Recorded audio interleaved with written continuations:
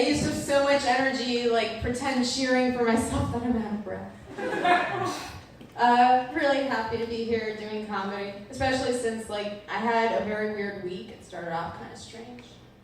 A friend of mine said, you know, Deb, every time we hang out, it's always about you, isn't it? It's just Deb this, Deb that. You never ask about me and how I'm doing. You just expect me to sit there and listen to your fucking problems. You're so selfish. And that was so hard to hear, you know? Especially from my therapist. Like, I didn't see that coming at all. And let me tell you, that was an awkward session. And I do see a therapist because I was diagnosed with depression. No one's surprised by that, okay. And anxiety, which is just depression but on caffeine. That's not but it makes sense because I was a total SJT in high school. It's SJT, just me, sad Jewish teen, okay. We're sad Jewish teens, just the same as regular sad teens. We just have to cut ourselves in Hebrew. That's the only difference. So if you look at my scars, remember, you have to look at them from right to left. That's the rule. And if, like, some people are like, Deb, that's too dark, scars on your arm, come on. Let me just remind you, it could be a tattooed number, so let's keep things in perspective. It's not too soon. I shouldn't complain too much because I have a pretty good life. I have a wonderful boyfriend who's here tonight. He's old as fuck. There's a small age difference between us. I'm 29 years old. He's 49 years old. And when people hear that sometimes, they're like, oh, gross, it's creepy. But it's like, get to know us first, right? So they do, and they're like, oh, he's 49, but he's really like 30.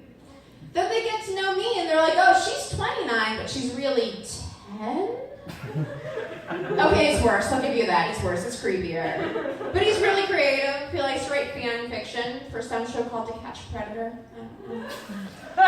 Yeah, I can't bypass the parental lock he put on my computer, so I have to take his word on that.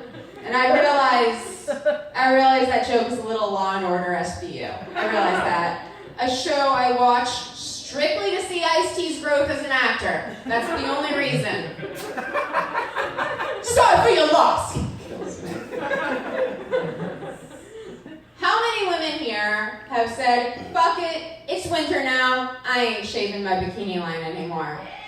Yeah, at least one. Now, you know what? I have maintenance, but not too much. Like, I like to let the world know I'm packing. I don't overdo it, you know? I still got my triangle. I still got my Raleigh-Durham Chapel Hill. Like, it's still there. You know, and if you're wondering, well, Deb, if that's the triangle, then what do you call it when it's completely shaved bare and it's weird looking and super uninviting? That's Carrie. That's what you call that. That's what you call that. They know it, it's cool. I don't do what they call a landing strip. Now, is everybody clear on what a landing strip is? Okay, it's not the little box. That's an Adolf Hitler. Something else. It's when you just have one line of hair kind of guiding you to the vagina, because I guess opening the legs wasn't easy enough. Landing strip.